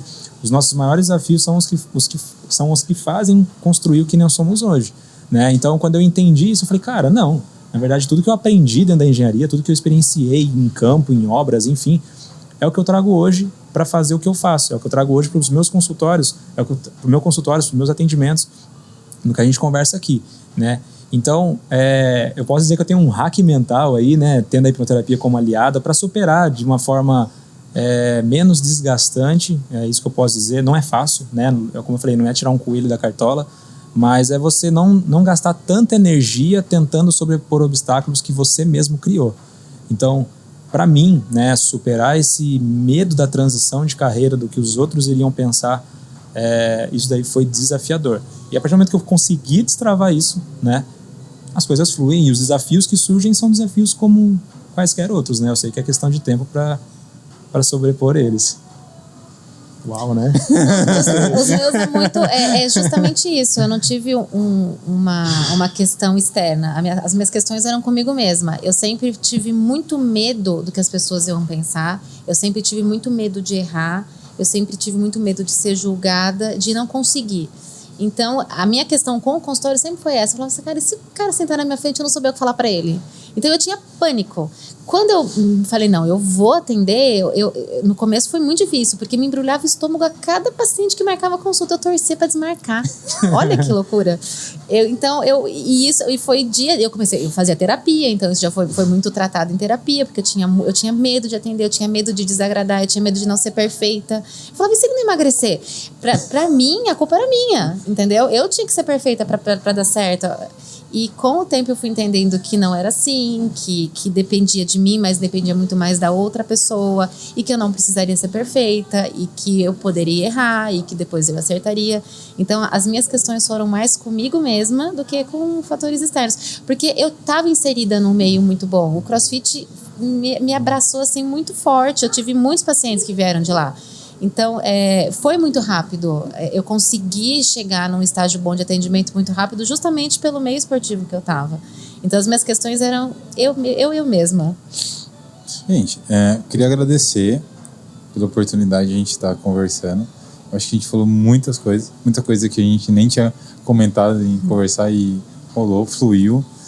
Vocês gostariam de deixar um último recado, uma mensagem, uma frase, não sei, convidar a galera para conhecer o espaço de vocês?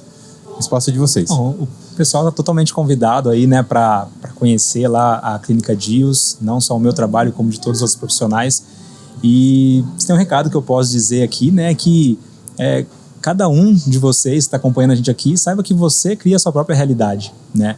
Então, se você quer alcançar algum resultado na sua vida, acredite no que você, né, pode fazer para alcançar esse resultado e não naquilo que as pessoas trazem para você. Aí isso é a realidade delas e não a sua, né?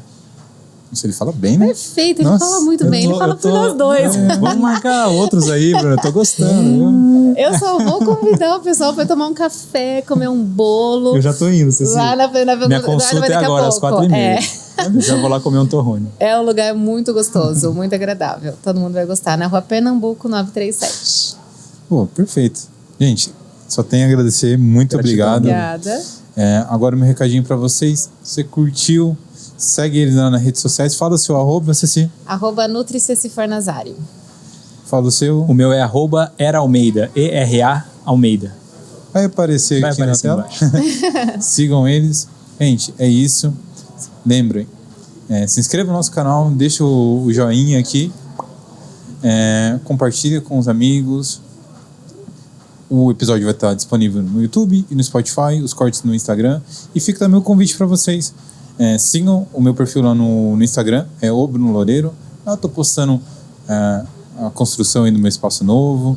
Vocês vão ver os perrengues que eu estou passando lá, as ideias loucas lá. Mas é isso, gente. Até o próximo programa. Espero que vocês tenham curtido. É nóis. Tchau, tchau. Top.